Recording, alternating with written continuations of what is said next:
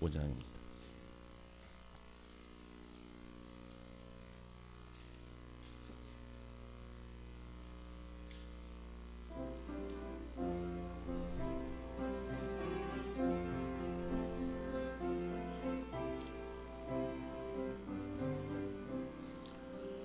주님의 뜻을 이루소서. 고요한 중에 기다리니 진흙과 같은 날 빚으사 주님의 영상 만드소서. 주님의 뜻을 이루소서. 주님 발 앞에 엎드리니 나의 맘속을 살피시사 눈보다 희게 하옵소서. 주님의 뜻을 이루소서.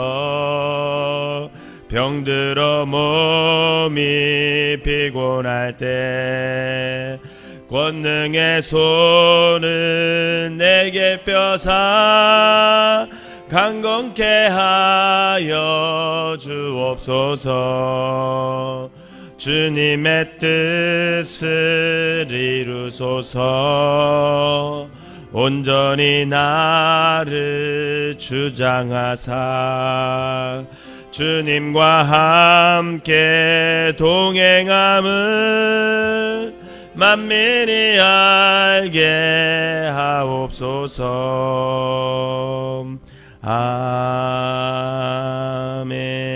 아멘. 사도신경으로 신앙 고백드리도록 하겠습니다. 전능하사 천지를 만드신 하나님 아버지를 내가 믿사오며 그 외아들 우리 주 예수 그리스도를 믿사오니 이는 성령으로 잉태하사 동정녀 마리아에게 나시고 본디오 빌라도에게 고난을 받으사 십자가에 못 박혀 죽으시고 장사한 지 사흘 만에 죽은 자 가운데서 다시 살아나시며 하늘에 오르사 전능하신 하나님 우편에 앉아 계시다가 저리로서 산 자와 죽은 자를 심판하러 오시리라.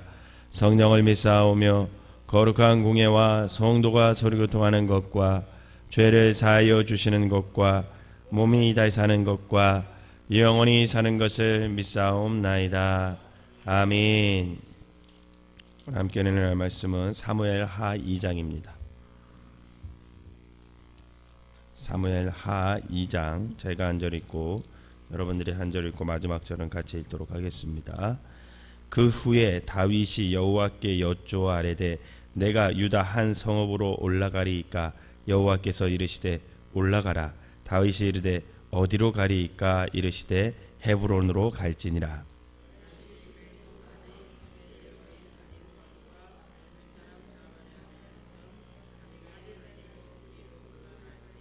또 자기와 함께 한 추종자들과 그들의 가족들을 다윗이 다 데리고 올라가서 헤브론 각 성배에 살게 하니라.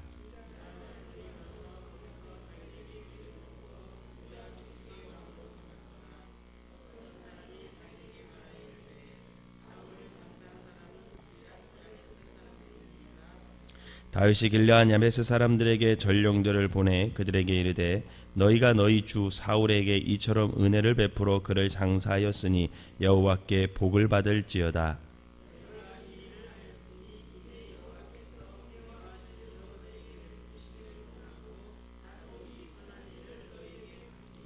이제 너희는 손을 강하게 하고 담대히 할지어다. 너희 주 사울이 죽었고 또 유다 족속이 내게 기름을 부어 그들의 왕으로 삼았음이니라 하니라.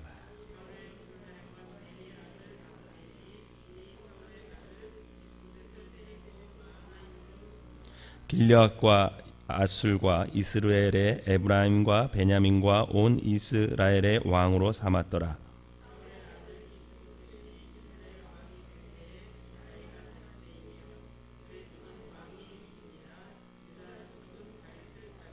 다윗이 헤브론에서 유다 족속의 왕이 된 날수는 7년 6개월이더라.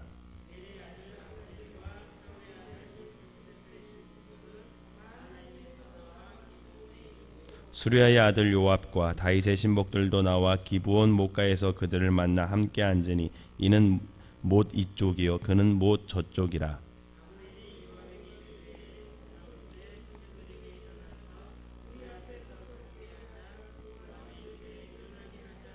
그들이 일어나 그 수대로 나아가니 베냐민과 사울의 아들 이스보셋의 편에 12명이요 다윗의 신복 중에 12명이라.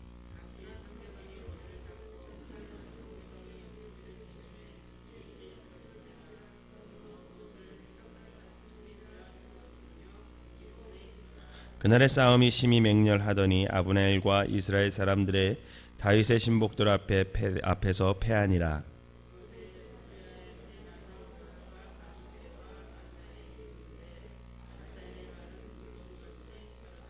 아사엘이 아브넬을 쫓아 달려가되 좌우로 치우치지 않고 아브넬의 뒤를 쫓으니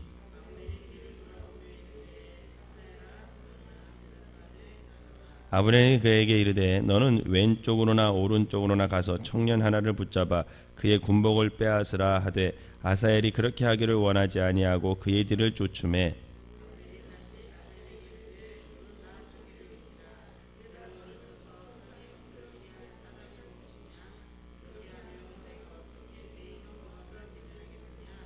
그가 물러가기를 거절하매 아브넬이 창 뒤 끝으로 그의 배를 찌르니 창이 그의 등을 꿰뚫고 나간지라. 곧 그곳에 엎드러져 죽음에 아사엘이 엎드려 죽은 곳에 이르는 자마다 머물러 섰더라.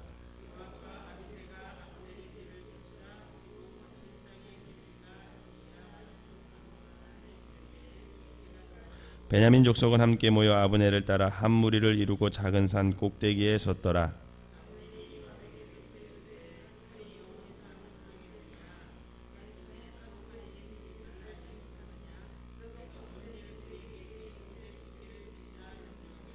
요압이 이르되 하나님이 살아계심을 두고 맹세하노니 내가 말하지 아니하였다면 무리가 아침에 각각 다 돌아갔을 것이요 그의 형제를 쫓지 아니하였으리라 하고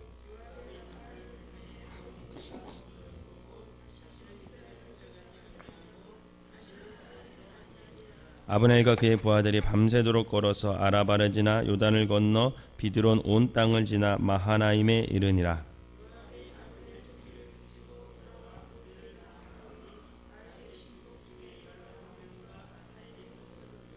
다윗의 신복들이 베냐민과 아브넬에게 속한 자들을 쳐서 360명을 죽였더라. 무리가 아사엘을 들어 올려 베들레헴에 있는 그의 조상묘에 장사하고 요압과 그 부하들이 밤새도록 걸어서 헤브론에 이른 때에 날이 밝았더라. 아멘. 이 새벽에도 하나님의 은혜가 여러분들과 함께 하시기를 주님의 이름으로 축원합니다.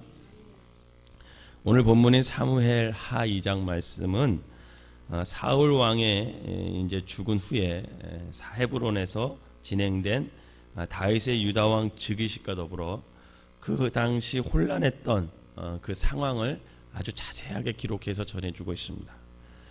이와 관련해 오늘 본문은 크게 두 부분으로 나눌 수 있는데 첫 번째 부분은 1절부터 7절까지로서 다윗의 유다 왕이 유다 왕으로 등극하는 그런 내용이 담겨져 있고요. 둘째 부분은 8절에서 32절로 이제 다윗의 부하와 이스보셋의 부하 사이에서 일어나는 그런 혼란스러운 내전의 상황이 기록되어 있습니다. 먼저 첫 번째 부분을 살펴보면 정말 우리가 고개를 숙여지는 부분들이 등장하는데 그것은 다름 아닌 다윗을 되게 하는 그 세 가지 이유, 정말 왜 다윗이 하나님의 마음에 합한 사람이 되었는지 그 세 가지 이유가 기록되어 있습니다. 첫 번째 이유는 뭐냐면 그는 철저하게 하나님을 의뢰했다는 거죠. 자신을 아주 집요하게 죽이려고 했던, 그래서 자기로 하여금 결국 할 수 없이 긴 망명과 도피 생활을 하게 했던 그 사울 왕이 전사했다는 소식을 접한 다윗은 이때야말로 내가 이스라엘 땅으로 돌아갈 수 있는 적기다, 아마 이렇게 생각했을 거예요. 누구나 그렇게 생각했을 것입니다. 아마 다윗도 이때가 하나님의 때인가 보다 그렇게 생각했을 거예요. 그러나 그는 자신의 생각대로 움직이지 않아요. 그는 하나님 앞에 나와서 무릎 꿇습니다. 그리고 물어요. 행동하기 전에 하나님께 2번이나 묻습니다. 하나님, 제가 올라갈까요? 그랬더니 뭐라 그럽니까? 하나님이 올라가라. 그렇게 얘기해요. 그러면 올라가면 되잖아요. 근데 또 물어봐요. 하나님, 그럼 어디로 갈까요? 그랬더니 하나님이 헤브론으로 가라. 그렇게 2번이나 기도를 하고 그가 움직이게 되는 거죠. 그럼 참 대단한 믿음 아닙니까? 그냥 누구나 그냥 그렇게 행동하면 돼요. 다 알아요. 그게 하나님의 뜻인지도 다 알아요. 근데 다윗은 행동하기 전에 꼭 하나님 앞에 가서 기도하고 묻습니다. 하나님, 내가 어떻게 할까요? 내가 올라갈까요? 어디로 갈까요? 이렇게 하나님께 묻는 삶, 하나님을 의지하는 삶, 이 단순한 삶을 다윗이 살았고 그 단순한 삶이 결국은 다윗을 다윗되게 했고 하나님의 마음에 합한 그런 사람으로 이끌어 가게 되는 거죠. 여러분, 어떤 문제가 있습니까? 어떤 행동을 해야 합니까? 또 무슨 결정을 해야 됩니까? 그럴 때 늘 하나님 앞에 묻고 하나님을 의지하시기를 주님의 이름으로 부탁을 드립니다. 2번째는 관대함이라는 거예요. 관대함. 다윗은 자신과 대척점에 서 있던 사울이 죽었다는 것을 기뻐하지 않습니다. 사실 얼마나 기뻐요. 여러분들을 누군가가 평생 괴롭혔어요. 그러면 그 사람이 어느 순간 죽었다고 생각해 보세요. 겉으로는 표현 못해도 속으로는 뭐라 그랬겠어요? 에휴, 내가 괴롭히더니 천벌 받은 거다. 아마 대부분의 사람은 그렇게 생각할 거예요. 그런데 다윗은 그렇게 생각하지 않습니다. 기뻐하지도 않아요. 오히려 슬퍼하며 애통해 했습니다. 뿐만 아니라 그 방치되었던 사울의 시체를 거두어 장사 지내주던 그 길앗 야베스 사람들에게 다수의 전령들을 보내서 그들에게 감사의 뜻을 전했습니다. 그런 그들의 행동에 대해 분명히 하나님께서 너희에게 복을 내려주실 뿐만 아니라 자신도 그 길앗 야베스 사람들에게 결국 선으로 갚을 것이다. 그렇게 약속을 하는 거예요. 여러분 어떻습니까? 그냥 말로만 흉내내는 우리 시대 속에선 참 보기 드문 그런 모습 아니겠습니까? 이렇게 진심을 담아 사람을 대하고 관대하게 대하는 것이 다윗을 다윗되게 했다는 거죠. 그런데 우리가 여기서 주목할 것은 뭐냐면 바로 이 일이 다윗이 왕이 된 이후 첫 번째 행한 공식적인 일이라는 거예요. 그가 유다 왕으로 즉위하고 나서 처음으로 행했던 공식적인 일입니다. 결국 이 사람 다윗이 앞으로 나라를 어떻게 다스려 갈 것이며 사람을 어떻게 여기며 앞으로 어떻게 살아갈 것인지 이 일을 통해서 보이게 되는 거예요. 절대로 불의를 행하거나 자기 유익을 따라 행하거나 그렇게 나라를 다스리고 사람을 대하는 것이 아니라 하나님의 공의와 그런 넓은 사랑, 그런 넉넉한 마음으로 이 나라를 통치해 가겠다는 그 다윗의 마음이 그 이 한 일을 통해서 보이게 된다는 겁니다. 바로 이 관대함이 다윗을 다윗되게 했고 하나님의 마음에 합한 사람이 되게 했다라는 거죠. 세 번째로는 기다림이라는 거예요. 기다림. 다윗은 사울 왕 제위 시절 이미 사무엘을 통해서 차기 이스라엘의 전체의 왕으로 어떻게 했습니까? 낙점된 사람입니다.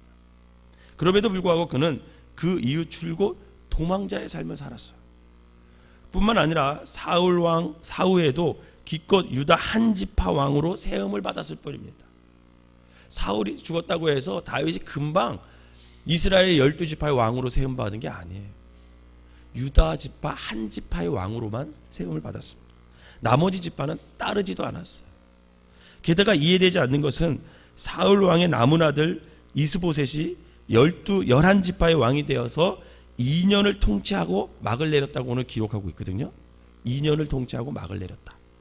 그렇다면 다윗이 헤브론에서 유다 지파 왕으로 있는 것이 2년이 돼야 되지 않겠습니까? 근데 성경은 오늘 10절에서 11절에 보면 다윗이 유다족 속으로 왕으로 있었던 날을 7년하고도 6개월이다 이렇게 얘기하고 있어요. 여러분 이게 무슨 말입니까? 지루한 기다림의 시간이 이스보셋이 죽은 후에도 약 5년 6개월 동안 어떻게 했다는 거예요? 계속 있었다는 거예요.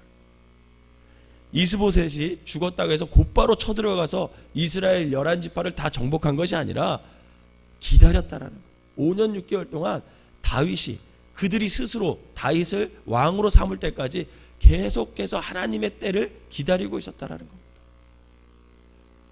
그런데 다윗은 이 지루한 기다림의 시간을 원망하거나 불평하지 않아요.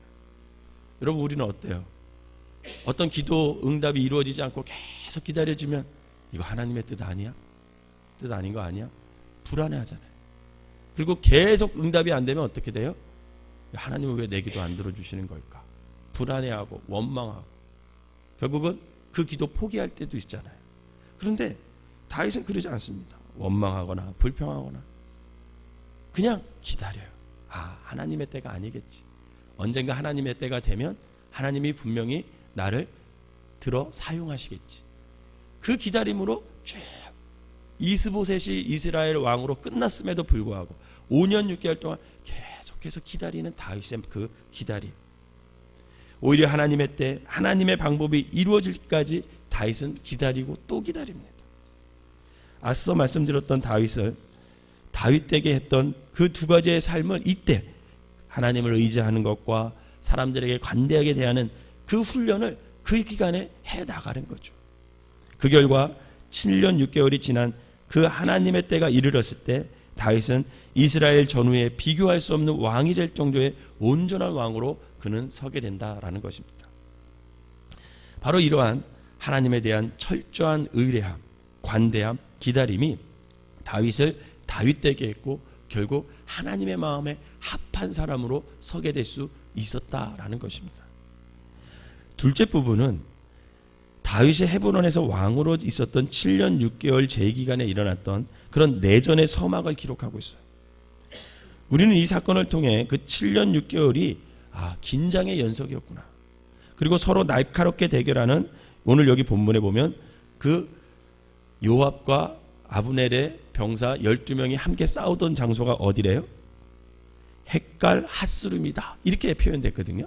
그 16절에 보면 이 헷갈 핫스룸이라는 게 무슨 뜻이냐면 날카로운 밭, 적개심의 밭, 이런 뜻이에요. 즉 이 서로 날카롭게 대결하는 그런 적개심을 발휘하는 그런 시간이었음을 알 수가 있다는 거죠. 이 아브넬과 요압은 부하의 생명을 마치 장난인 듯 게임인 듯 그렇게 다루고 있어. 그리고 곧이어 모두가 피비린내 나는 죽음의 레이스에 뛰어들었습니다. 그 결과 불과 얼마 전까지만 해도 한 나라의 백성이었고 이웃이었던 이스라엘 사람 360명과 유대 사람 아사엘까지 포함해서 20명이 그 하루에 목숨을 다 잃어버려요. 지난 시간 하나님의 때를, 하나님의 방법을 참을성 있게 기다리지 못했던 그 사울 때문에, 제멋대로 그 모든 일을 처리한 것 때문에 많은 사람들이 죽음을 당했고 계속해서 전쟁 속에 있었던 그 사람들이 여전히 하나님의 때, 하나님의 방법을 찾지 않고 있음을 볼 수 있습니다. 결국 누구 하나 하나님에게 뜻을 묻지 않아요. 또 누구 하나 하나님의 방법으로 살아가지 않습니다. 또한 하나님의 일하심을 기다리지 않아요. 기회주의자 아비넬은 자신의 권력을 이용해서 속전속결로 사울의 남은 아들을 허수아비 왕으로 세웠습니다. 동시에 다윗의 진영에서도 자신의 욕망을 위해 스스로 요압이 다윗의 추종자의 전면으로 등장하고 있어요. 바로 이 헤브론에서의 7년 6개월은 그런 시간이었다라는 겁니다. 그러나 이런 군상 속에서도 다윗 한 사람만은 오로지 다른 삶을 살았다라는 거예요. 그는 욕망을 따라 서로 죽이고 죽임당하는 그 허무한 시간 동안에도 교제의 땅이라고 불리는 그 헤브론의 지명처럼 하나님의 전적으로 의지하고 하나님과의 참된 교제의 삶을 살았습니다. 또한 관대함을 갖고 사람들과 진실된 교제의 삶을 그곳에서 살았어요. 그리고 하나님께서 하나님의 방법으로 분명히 때를 이루실 것이다 하면서 겸손하게 그 때를 기다리고 살았습니다. 그 결과 우리가 알고 있는 다윗이 되게 했고, 즉 다윗이 보통 사람들과는 다른 하나님의 마음에 합한 사람, 그런 사람으로 구별되게 서게 되는 거죠. 사랑하는 성도 여러분, 오늘 하루 우리도 긴 기다림 끝에 기대하고 기다렸던 것과는 다른 헤브론에서의 삶을 맞이할 수가 있습니다. 아브넬이라는 기회주의자와 대척할 수도 있고요. 요압이라는 또 다른 폭력 앞에 우리가 서게 될 수도 있습니다. 그때 과연 우리는, 저와 여러분은 어떤 마음으로, 누구의 모습으로 헤브론에서의 삶을 살아가겠냐라는 거죠. 바라기는 다윗과 같이 하나님을 전적으로 의지하고 사람들에게 관대하고 그리고 하나님의 뜻이 이루어질 때까지 겸손히 기다림의 삶을 살아가는 그런 모습으로 일관된 삶을 삶으로 말미암아 결국은 하나님의 마음에 합한 사람으로 살아가는 귀한 성도들이 되시기를 주님의 이름으로 부탁을 드립니다. 기도하겠습니다. 사랑과 은혜의 하나님, 비록 기다리고 기대한 모습으로 다가온 헤브론이 아니라 할지라도 오늘 하루 하나님께 묻는 삶을 포기하지 않게 하여 주시옵소서. 비록 나와 대척점에 서 있던 사람과 관계된 일이라 할지라도 관대함으로 대하게 하시고 마음을 다해 축복하는 귀한 삶이 되게 하여 주시옵소서. 비록 기다림 뒤에 또 다른 기다림이 요구되는 헤브론을 살아간다 할지라도 그 시간을 하나님과 더 깊은 교제의 시간으로 만들어가는 참 기다림의 사람이 되게 하여 주시옵소서. 은혜로 주어진 헤브론에서의 오늘 하루 우리의 삶이 진실된 삶이 될 수 있도록 성령님께서, 하나님께서 우리를 은혜로 진리로 인도하여 주시옵소서. 오늘 이 시간에 이 새벽에 나와서 기도하는 모든 사람들이 늘 하나님을 전적으로 의지하게 하시고 사람들에게 관대하게 하시고 주님의 뜻이 이루어질 때까지, 기도 응답이 이루어질 때까지 겸손히 기다릴 줄 아는 하나님의 마음에 합한 삶을 살 수 있는 우리 성도들이 되게 하여 주시옵소서. 이 시간에 귀한 예물을 드린 손길마다 축복하셔 주시고 저들의 영혼이 잘된 같이 범사가 잘되게 하시고 늘 저들의 가정이 하나님 안에서 하나님의 뜻을 이루는 귀한 가정들이 되게 하여 주시옵소서. 예수님의 이름으로 기도하옵나이다. 아멘.